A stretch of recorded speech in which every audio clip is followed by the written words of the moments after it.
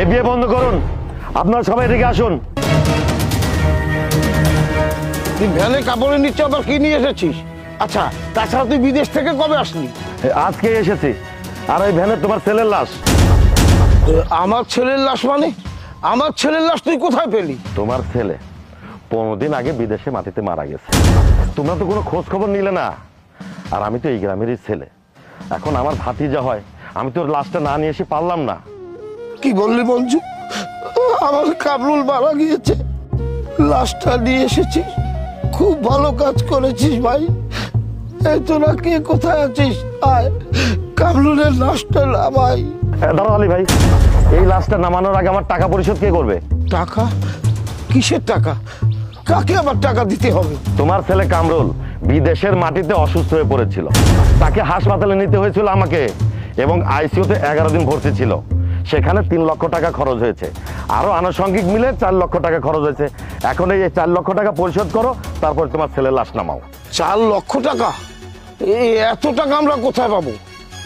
তোর কি মাথা ঠিক আছে মঞ্জু?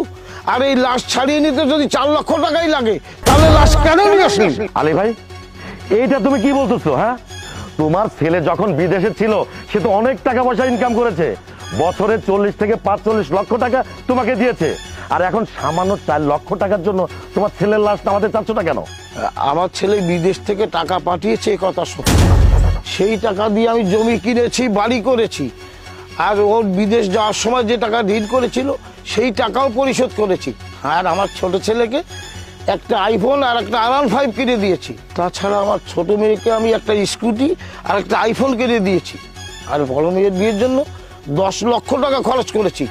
আর যার সঙ্গে বিয়ে দিচ্ছি তাকে আমি 20 লক্ষ টাকা ব্যবসার জন্য ইনভেস্ট মানি দিয়েছি। এখন তুই বল, আমার হাতে কি কোনো টাকা পয়সা আছে?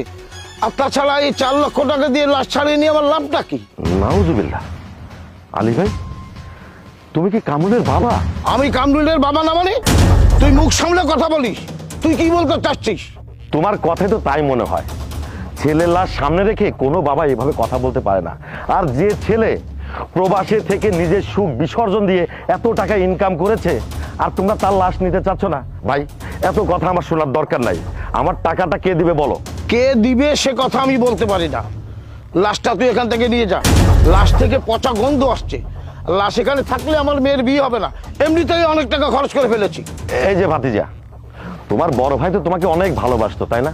তোমার বড় ভাই যখন বিদেশ থেকে টাকা পাঠিয়েছে, সেই টাকা দিয়ে তুমি R15 মোটরসাইকেল কিনেছো আর আইফোন কিনেছো। একটা কাজ করো, এই R15 মোটরসাইকেল আইফোন বিক্রি করে দিয়ে আমার টাকা পরিশোধ করে দিয়ে এই লাশটা নেওয়ার ব্যবস্থা করো। আরে না মঞ্জু চাচা, আমি এটা করতে পারবো না। বাইক প্রত্যেকটা ছেলের একটা নেশা। আমি আমার শখের বাইক বিক্রি করে ভাইয়ের লাশ ছাড়াতে পারবো না। বাবা যেটা বলেছে ওইটাই ফাইনাল। আপনি ভাইয়ের লাশ নিয়ে এখান থেকে চলে যান। ছোট মামনি, তোমাকে একটা কথা বলি, তোমার ভাই তো তোমাকে অনেক ভালোবাসতো, তাই না? তোমার ভাইয়ের টাকা দিয়ে তুমি একটা স্কুটি কিনেছো, আইফোন কিনেছো।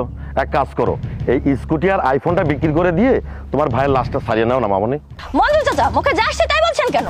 কলেজে স্কুটি নিয়ে গেলে আলাদা একটা সম্মান পাই, সেই সম্মান বিক্রি করে আমার ভাইয়ের লাশ ছাড়াতে পারবো না। বাহ, তোমাদের কথা শুনে মনে হচ্ছে এসব সম্পত্তি তোমাদের নিজেদের টাকায় করেছো। যাই হোক,